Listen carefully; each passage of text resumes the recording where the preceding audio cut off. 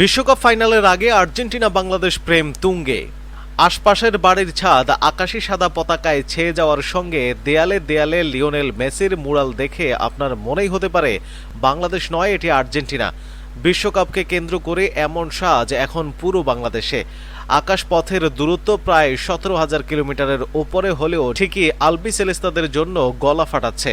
18 কোটির বেশি বাংলাদেশে এখনও বিশ্বকাপ খেলার যোগ্যতা অর্জন করতে না পারলেও বৈশ্বিক মহাযজ্ঞকে সামনে রেখে যেভাবে আর্জেন্টিনাকে আপন করে নিয়েছে তার তুলনাই হয় না। আর্জেন্টিনার প্রতি বাংলাদেশের এই ভালোবাসা দশকের পর দশক ধরে, এবারও তার ব্যতিক্রম ঘটেনি। আর্জেন্টিনা ফাইনালে ওঠায় ভালোবাসার চিত্র আরও দারুণ ফুটে উঠেছে। রবিবার মেটলাইফ স্টেডিয়ামের ফাইনালে স্পেনের মুখোমুখি হবে আর্জেন্টিনা, তাই আরেকটি উন্মাদনার রাত কাটানোর অপেক্ষায় পুরো বাংলাদেশ। এএফপিকে মোটর মেকানিক নুরুল ইসলাম বলেন, আর্জেন্টিনা মিশর ম্যাচের সময় প্রচণ্ড টেনশনে ছিলাম, ঘেমে যাচ্ছিলাম এবং প্রায় কেঁদেই ফেলছিলাম। তবে এখন নিশ্চিত বলতে পারি আর্জেন্টিনাই জিতবে। অনেকের মতে আর্জেন্টিনার বাইরে আলবিসেলেস্তাদের সবচেয়ে বড় সমর্থক গোষ্ঠী এখন বাংলাদেশে। এই ভালোবাসার গল্পটা শুরু 1986 বিশ্বকাপে দিয়েগো ম্যারাডোনার জাদুকরী পারফরমেন্সের মধ্য দিয়ে। আর্জেন্টিনার প্রতি নুরুলের এই ভালোবাসা এসেছে তার বাবার কাছ থেকে। ম্যারাডোনার অন্ধ ভক্ত ছিলেন তার বাবা। সেই আবেগ সংক্রমণের মতো ছড়িয়ে পড়েছে তাদের তৃতীয় প্রজন্মেও। তিনি বলেন, আমার দুই সন্তানও আর্জেন্টিনার ভক্ত। তারা এই খেলা নিয়ে বেশ সিরিয়াস এবং নতুন জার্সির বায়না ধরেছিল। সমর্থকদের তুমুল উৎসাহ উদ্দীপনায় জার্সির বাজার এখন জমজমাট। Bangladesh sports accessories merchant manufacturers and imports অ্যাসোসিয়েশনের প্রধান উপদেষ্টা শামীম পাটোয়ারি জানান, বাজারে জার্সির চাহিদা ব্যাপক হারে বেড়েছে। এএফপিকে তিনি বলেন, আর্জেন্টিনার কত সমর্থক আছেন তার সঠিক কোনো পরিসংখ্যান নেই, তবে আমরা বিপুল পরিমাণ জার্সি বিক্রি করেছি। মোট বিক্রির প্রায় 30%ই আর্জেন্টিনার জার্সি বলে জানান বাংলাদেশের অন্যতম ক্রীড়া সামগ্রী বিক্রেতা প্রতিষ্ঠান গ্যালাক্সি স্পোর্টসের রায়হান হোসেন। তিনি বলেন, কিছু অভিভাবক তো সদ্যজাত শিশুদের জন্য আর্জেন্টিনা জার্সি কিনেছেন। আমাদের স্টকে থাকা প্রায় সব জার্সি বিক্রি হয়েছে, বিশেষ করে প্লেয়ার এডিশনগুলো।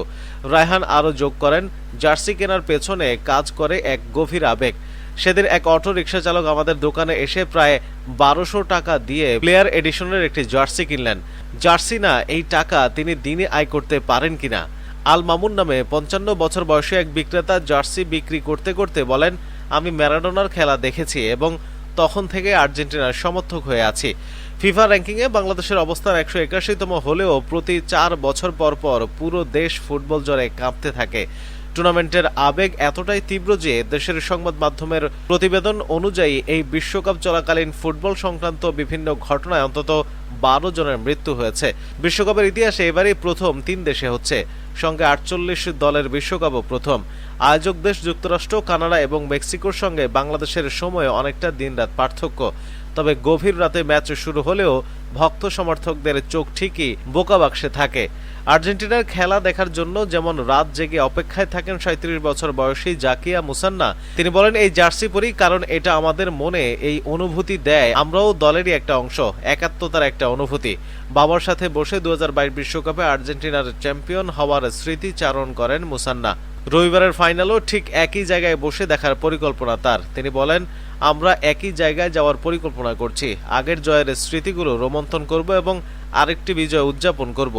জায়গার নামটি অবশ্য জানাননি মুসান্না। নেটিজেনদের কেউ কেউ ধর্মীয় বিবেচনায় বলছেন, আর্জেন্টিনা সাপোর্ট করা ঠিক নয়, কারণ আর্জেন্টিনা ইসরায়েলের সাপোর্ট করে।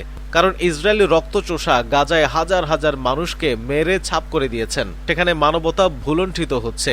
মুসলমানদের উপর অত্যাচারের শেষ মাত্রা চালিয়েছে ইসরায়েল। সেজন্য আর্জেন্টিনার সাপোর্ট করা থেকে বিরত থাকতে অনুরোধ করেছেন অনেকে।